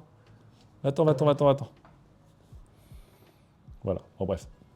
Ça y est. J'ai l'impression d'avoir un poil de chat psychologiquement sur la langue. Il est caché derrière le moniteur. Regardez, il est là.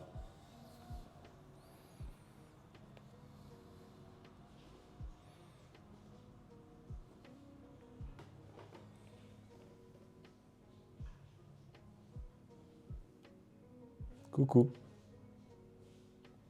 Ça va le chat? Tu dis bonjour? Bon. Il a essayé de me guetter. Ok, j'ai pété le zoom. Je vais refaire le zoom, désolé. Pourquoi j'ai pété le zoom de ma caméra? Que se passe-t-il? Qu'est-ce que j'ai fait avec mon zoom?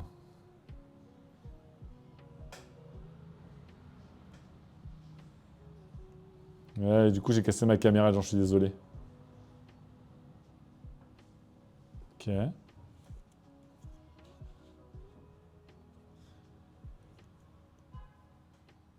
de remettre mon niveau de zoom correctement. Non, ça veut pas.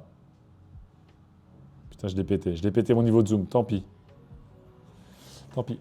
Je suis en zoom un peu plus grand angle.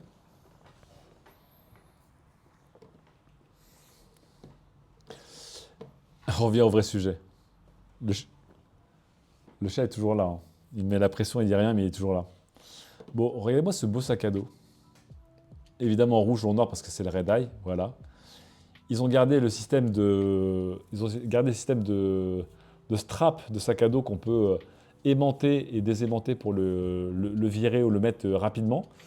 Une lanière, deux lanières. Et ils ont le strap latéral. Alors je me dis, ah, trop bien. Franchement, le sac à dos, je trouve sexy. Ce système de fixation latérale, je trouve très très malin. Et j'ai pas acheté. Pourquoi? Déjà parce que le sac coûte très très cher. Le sac est proposé à 329 $ dans sa version noire et 429 $ dans sa version rouge, sachant que le textile est vraiment très basique. On est sur du 420D Cordura pour la version noire, qui est vraiment un textile ok tiers, mais pas fou. Et on est en VX21 X-Pack, qui est désormais un textile assez connu pour la version rouge. 420 $ et 329 $, c'est vraiment très cher, hein, hors taxes et hors frais de port. Le truc aussi que je trouve un petit peu bizarre, c'est que l'ouverture du sac, elle est un peu spécos. Je ne sais pas si on le voit. Ouais, ici. Vous allez voir, on le voit ici. L'ouverture du sac est très bizarre parce qu'ils ont mis une retenue pour pas qu'il s'ouvre entièrement. Tac, ça. Alors moi qui suis plutôt un mec du panel loader, c'est-à-dire que en gros, moi mon sac à dos il s'ouvre, pour vous donner une idée, mon sac à dos il est comme as et il s'ouvre entièrement, voilà.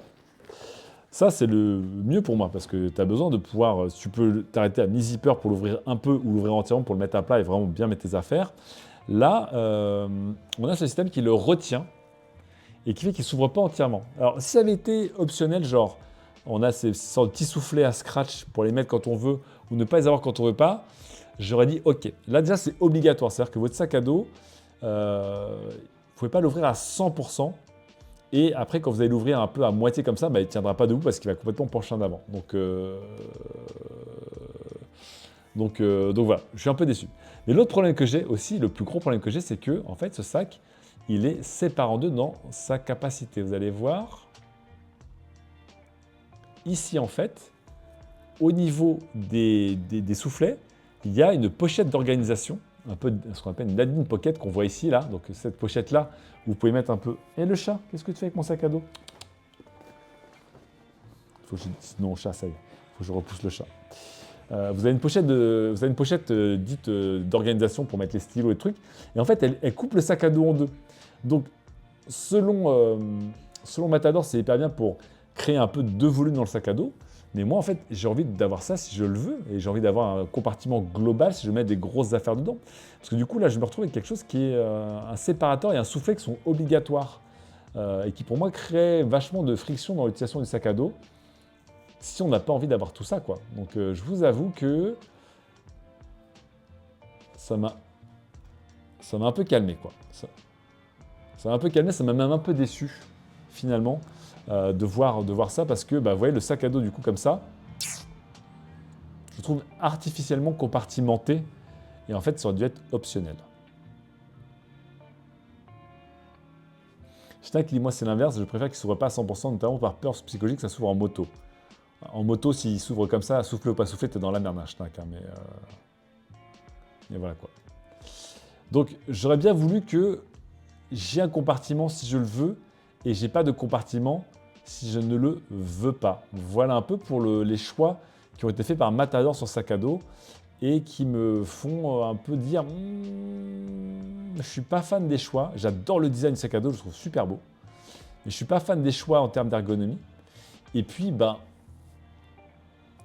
enfin, je veux dire, à 329 € pour la préco, 389 € pour le prix maintenant du sac à dos et 429 € pour la version rouge, pour en plus quelque chose qui va arriver dans 8 mois, parce que vous le précommandez maintenant, il n'arrivera qu'en juin 2026. J'étais en mode, c'est un peu too much. Là, c'est la bouteille, c'est la poche à bouteille externe qui est plutôt bien, parce elle vient se coller au sac à dos pour être un peu sexy et qu'elle sorte pas trop du sac à dos. Voilà, donc un côté poche à bouteille et comment dire, poche frontale, et de l'autre côté, ouverture totale. Donc voilà, je vous avoue que j'étais assez hype pour le sac à dos. Et là, c'est la version rouge qui est là, avec le petit côté un peu camouflage noir que je trouve délicieux. J'aime beaucoup ce pattern de tissu. Mais bon, je vous avoue qu'à ce niveau, c'est trop cher pour un sac à dos qui vous demande, regardez ici, le système est vraiment sympa. C'est trop cher pour un sac à dos qui me demande de faire des compromis. Donc vous voyez, hop, vous le clipsez dedans et c'est fait. Oh, la magie des feedlocks quand même, c'est génial. Ça par contre, j'espère que c'est un système qu'on va voir autre part pour pouvoir porter son sac un peu comme on le veut là. L'autre truc que je regrette aussi, c'est que du coup, pour le porter en latéral, c'est une lanière dédiée qui existe. Alors qu'on aurait pu utiliser juste une lanière de sac à dos en vrai, mais bon, je ne sais pas si on le voit ici, mais voilà, c'est là. Vous avez la lanière latérale du sac à dos que vous allez pouvoir déclipser, mais du coup, c'est une lanière en plus de votre lanière de sac à dos. Je pense qu'on aurait pu faire ça juste en 2 lanières et pas en 3, quoi. Hop, portage latéral.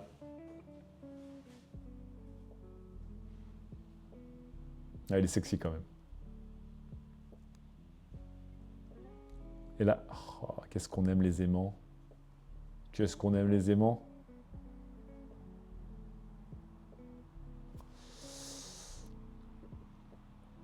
Alors Drakkar qui dit, je suis en pleine recherche de nouveaux sacs, c'est dur de trouver le compromis.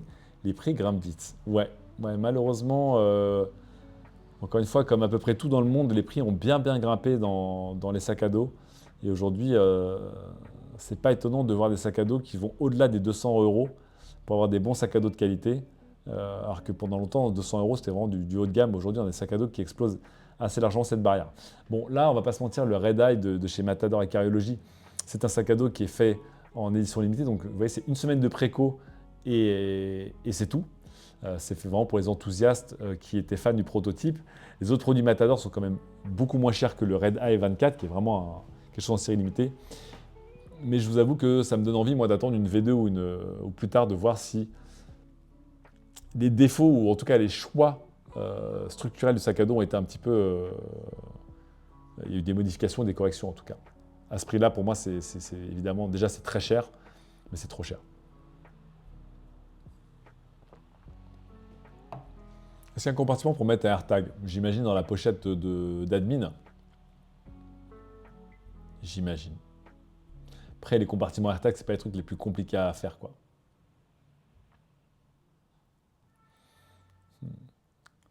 Je l'aime bien quand même, il a une bonne bouille, il est sexy, hein, mais...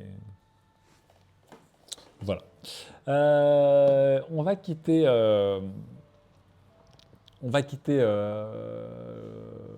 ce sac à dos. Je vous mets un lien vers la page de Matador Equipment. Voilà. Je ne sais pas si je vous l'ai mis. Parce qu'il reste que 2 ou 3 jours de précommande. Après, je vous avoue que maintenant, vu que le prix Early Access, déjà très cher de 329 $, a disparu, je vous avoue qu'à 389 $, voilà, ça me paraît complètement pas du tout recommandable. Bref, on va quitter du coup Matador et on va aller maintenant faire un petit peu de portage, mais ce coup-ci pas du portage de sac à dos, du portage de bébé. Voilà, tout simplement.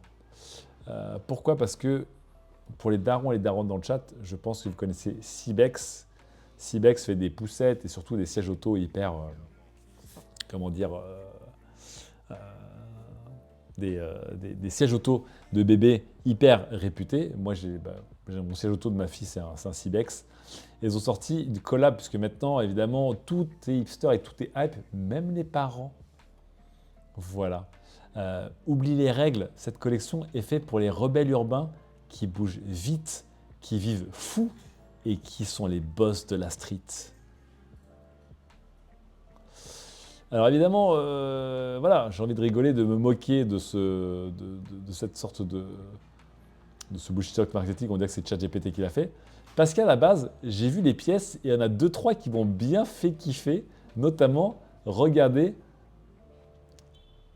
la ceinture de portage en jean, trop stylée, voilà. Et évidemment, après, quand j'ai vu que c'était une collab à un prix délirant, parce qu'on reste, on est au prix du sac à dos de Matador. Et puis après, quand j'ai vu le nom de la collab et les slogans derrière, j'ai déchanté. Mais je vous avoue, alors Dakar qui dit... Dakar et la carotte qui font partie de la team Cybex, bien sûr. Les meilleurs. Les meilleurs. Mais bon, je ne vous parle pas souvent de taf et de matos pour les darons et les daronnes. Pourquoi pas? Franchement,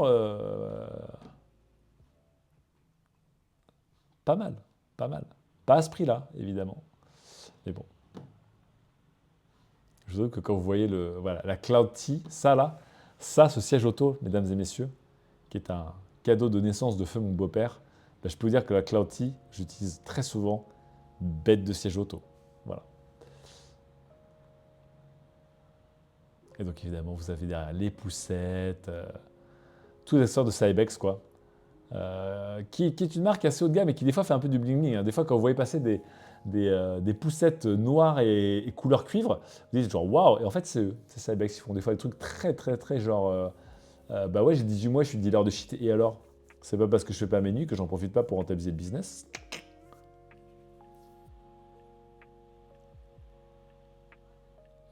Bébé dans le dos, je consomme pas de Heartbreaker. Il y a beaucoup de mamans, notamment dans les pays d'Afrique, qui portent leur bébé dans le dos, et ça se passe plutôt bien.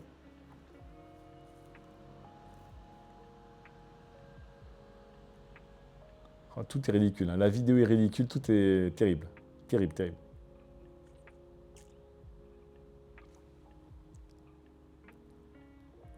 Happyman qui dit j'ai une poussette Cybex et j'ai aussi trouvé le prix abusé vu la qualité. Alors je connais pas la qualité des poussettes Cybex parce que moi je fais pas en partie du yo-yo gang, donc j'ai une poussette yo-yo. Mais c'est vrai que des poussettes Cybex, vous allez voir certaines elles sont vénères. Hein. Il y en a certaines en couleur golden, un peu comme ça, regardez ça là. 1060 balles. Ça, j'en vois dans la rue des fois. Et je me dis, mais attends, mais le truc, il est en cuivre, c'est une poussette steampunk ou quoi là? Là, j'avoue, ça fait un peu nouveau riche. Ça fait un peu nouveau riche, ça fait un peu Range Rover Evoque des poussettes, quoi.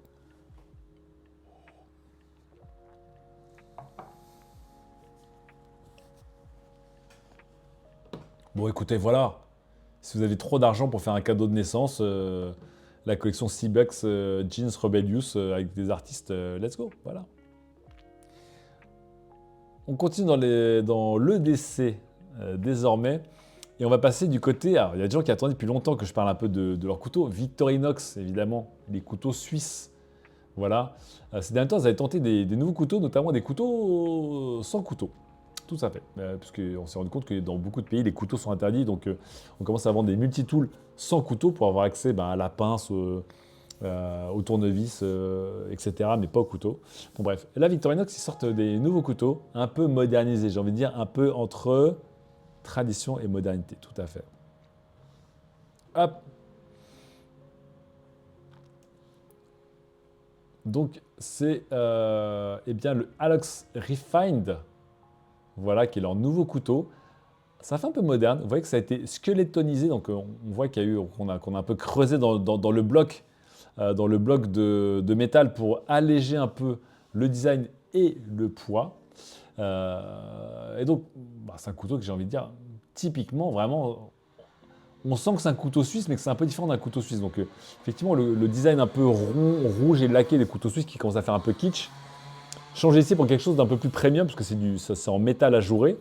Et donc le métal à jour, encore une fois, vous permet aussi de gagner un peu de poids. Je trouve qu'ils ont plutôt une bonne bouille. Et si je ne m'abuse, en plus, le prix est plutôt doux. On va aller le retrouver. Attendez, l'Alox Refine, 2 secondes. Voilà, bam. Parce que l'avantage, c'est que Victorinox, globalement, coûte beaucoup moins cher que Leatherman, dans leurs couteaux en général. Et vous voyez, on est sur l'essentiel des outils là-dessus. Tu dégages, s'il te plaît. Personnellement, je trouve toujours pas que c'est des couteaux que j'aime bien par rapport à d'autres designs de multitools, genre ce que font Leatherman au hasard. Mais voilà, ça attira du monde. Et donc, vous voyez ici, on est à 70 € pour le Synergy Alox. Non, attendez, il y en a un qui est mieux. Le plus grand, il est où? Non, c'est celui-là. Hein. C'est celui-là. Bonne bouille. Bonne bouille. Mais je sais pas si dans le chat vous êtes plutôt team, couteau suisse ou plutôt team Leatherman. Moi je vous avoue que je suis plutôt team Leatherman.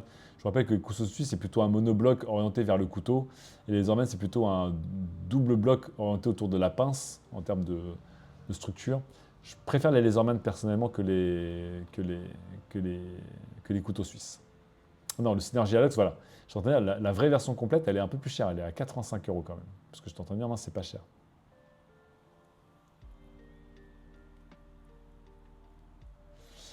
J'ai Pif qui dit j'ai un attachement émotionnel à mon couteau suisse. Ah ouais. J'ai jamais trop. J'en ai un couteau suisse, mais j'ai jamais été très fan.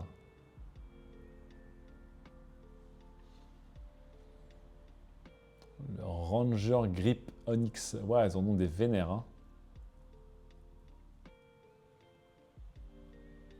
Ça a tellement un design intemporel, les couteaux suisses. C'est fou. Alkama qui... Non, t'as loupé le passage poussette, écoute.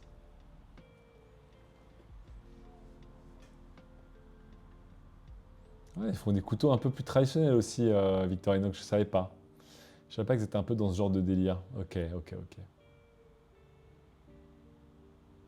Non, je vous avoue, je suis vraiment beaucoup plus team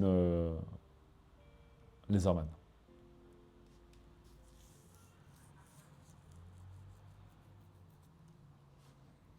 Et il manque le tire-bouchon, dit certains. Oh, vous cassez les couilles. Avec vos tire-bouchons. Team Opinel 8 Carbone, ici Klaus Paris. Mais attendez, on est d'accord qu'Opinel, ils font pas des multitools. Opinel, ils font plutôt des couteaux pliants, mais ils font pas des multitools. Ou c'est genre lame de couteau et tire-bouchon décapsuleur, mais basta, quoi. C'est pas le truc avec 20 outils comme chez Leatherman ou comme chez Victorinox.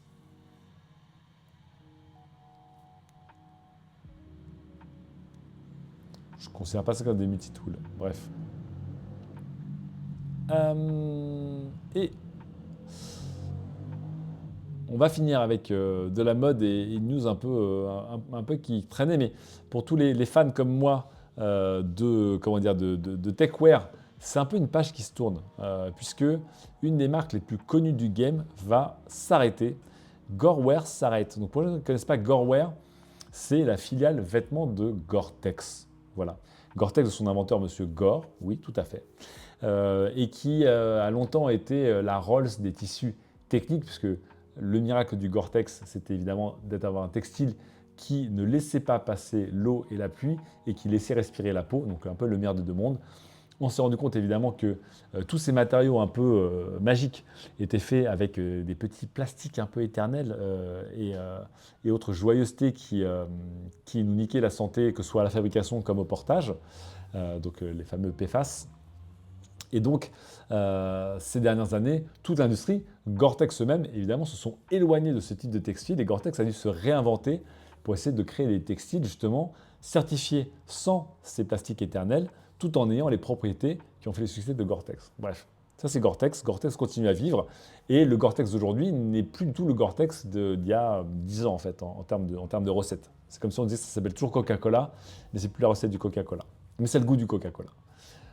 L'idée, c'est que Gorewear, si vous suivez les streams de Ken Bogard, je pense que vous avez vu du Gorewear, était leur marque avec des produits très très intéressants, notamment leur veste Shake Dry qui était assez impressionnante, des vestes qui pesaient genre 20 grammes, qui prenaient la sauce, tu les secouais, elles étaient sèches. va s'arrêter. Et pourquoi? Parce que globalement, eh bien, le monde notamment des vêtements de vélo de running haut de gamme est en train de se prendre la crise et l'inflation de plein fouet.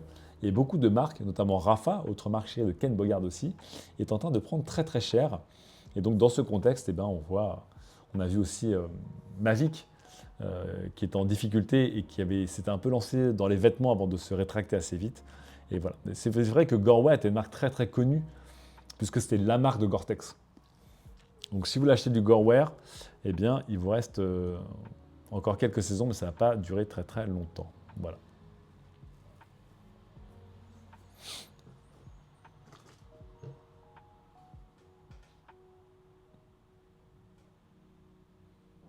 Et du coup, moi j'ai encore des fringues Gore-Tex à l'ancienne, j'ai envie de dire, et je me demande ce que je dois en faire parce que c'est pas très sain quoi globalement. Voilà. Je sais pas comment on peut reconnaître chez Gorewear à quel moment ils sont passés à un nouveau Gore-Tex moins toxique en fait. Je sais pas du tout. Je sais pas s'ils le disent quelque part sur leur site. À quel moment ils sont passés à du Gore-Tex mieux. Ah, c'est le Black Friday. Bon, c'est le moment d'acheter. Hein. Alors, explorer. Technologie de produits.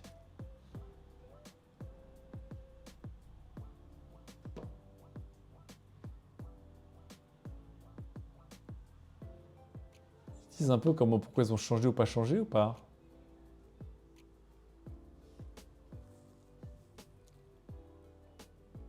Quel mauvais problème de santé demande GLDNZ. En fait, c'est comme le téflon et autres produits de ce genre. En fait, les revêtements et les microplastiques en fait, se délitent et se détachent avec le temps. En fait.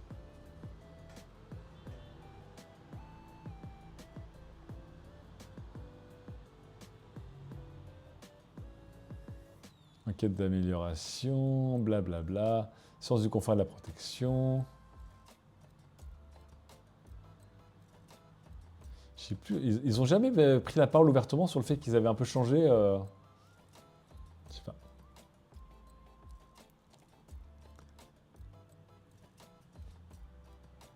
Bref, tous les trucs un peu miraculeux, tous les matins et les revêtements un peu miraculeux de ces derniers temps, on s'en relève parce que ouais. C'est le cancer littéralement quoi. C'est littéralement le cancer. Ah. C'est un peu triste parce que même moi j'en ai quand même pas mal, je suis assez fan. J'étais assez fan de tout ce genre de matériaux techniques un peu magiques quoi. Donc là, c'est un petit peu tristoun. C'est vrai que c'est Black Friday. Black Friday, c'est pas la semaine prochaine le Black Friday normalement? C'est quand Black Friday en vrai officiellement? Tranche qui est quoi Gore-Tex, c'est cancérigène? Ouais. Ouais. Le tissu Gore-Tex, il fait partie de ces produits avec les fameux PFAS, qui fait que tous les vendeurs de vêtements techniques ont dû s'en détourner et trouver des alternatives. Troisième jeudi de novembre, dernier vendredi de novembre. Ouais, donc là, c'est un peu tôt pour Black Friday. Bon, de toute façon, j'ai l'impression que maintenant, c'est les soldes un peu toute l'année, donc je peux pas vous dire. Tranche qu'il y a, oui, c'est d'accord, c'est effrayant. Ouais. Ouais, c'est un peu dur. C'est un peu dur parce que tu te rends compte que plein de produits que tu utilises depuis des années, que ce soit tes gourdes en plastique, tes poêles Tefal ou tes vestes Gore-Tex, en fait, comme beaucoup, les études de sécurité à l'époque étaient flex, pour dire les choses poliment, et qu'elles sont beaucoup moins flex et beaucoup plus strictes aujourd'hui, et qu'on voit que c'est hyper problématique dans la fabrication comme dans l'utilisation, en fait, ce genre de choses. Donc ouais. Fin d'une époque. Et je sais aussi que Rapha, je crois, la fameuse marque de cyclistes qui a un peu lancé la mode des marques de cyclisme hipster, je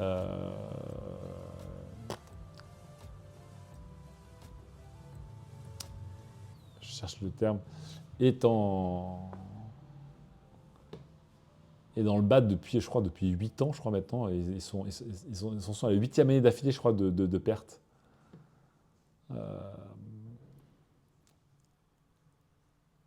C'est vrai que Rafa, après, c'était plutôt de la bonne qualité, mais c'était vraiment beaucoup plus cher que c'était de la bonne qualité. C'était un peu dur. Et vraiment, heureusement que Ken Bogard était là, parce que sinon, je pense que Rafa aurait fait faillite il y a déjà 2 ans. 7e année consécutive de perte pour Rafa en 2024. J'ai lu un truc en 2025, c'était toujours le cas aussi. Donc,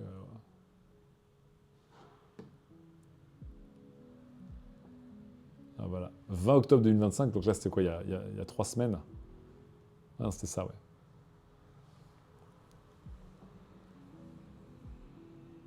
Salut Better Colmo. Ken qui sauve Rafa et Pokémon. Ce qui est bien, c'est que Ken, il est moins de mauvaise foi avec Rafa et le vélo en général qu'avec les Pokémon et Nintendo. Donc, comme quoi, ça peut être un homme de raison.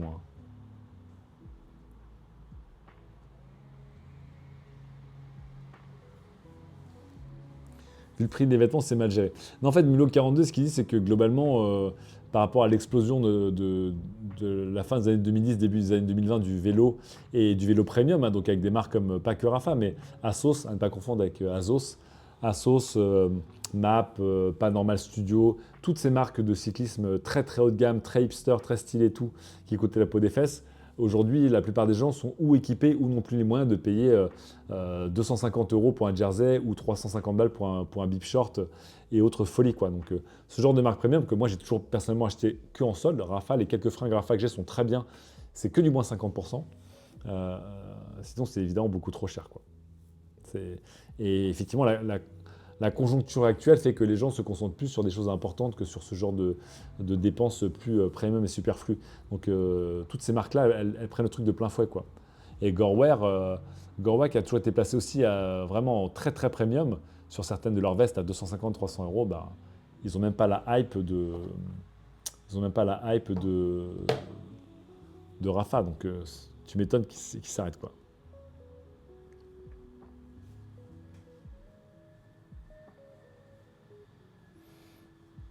Donc, on parlera avec Ken dans quelques mois de Rafa.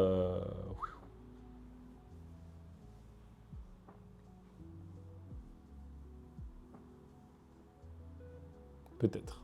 Et peut-être que du coup, on se jettera sur évidemment les pièces de collection Rafa en mode la marque collector de l'époque, tu te rappelles.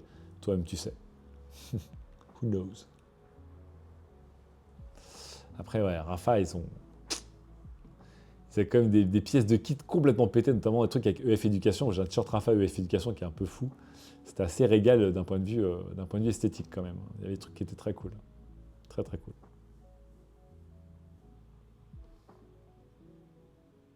Il faudra avoir un map aussi qui est vraiment des rolls, des vêtements pour cyclistes s'ils survivent mieux à la crise.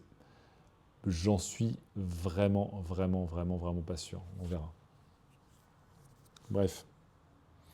C'est cette petite news qu'on va terminer ce stream, les gens. Voilà, je suis très content d'avoir pu streamer depuis chez des gens très sympas, voilà, à Marseille. Stream un peu court, on a fait un peu 2 heures aujourd'hui, mais le temps d'arriver ici, de m'installer avec l'ordinateur, d'échapper au chat, de faire des tests de Wi-Fi et de faire les news, parce que ce matin, je m'occupais de ma petite fille, donc j'ai pas eu le temps de faire la revue de presse.